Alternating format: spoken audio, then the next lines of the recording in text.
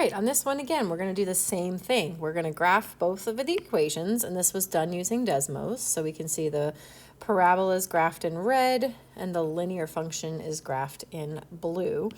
And we want to know what the solution is to that system. Once again, we're looking for an ordered pair, so it's very important that when you write your solution for a system of equations, we write it as an ordered pair because we want to know what both x and y are.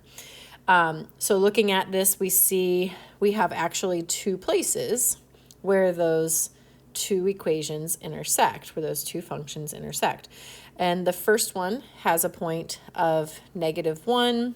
I'm going to say that looks like 17.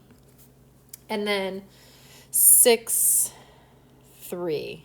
So when we actually look for the solutions, there's actually two of them. So our solutions would be those two ordered pairs.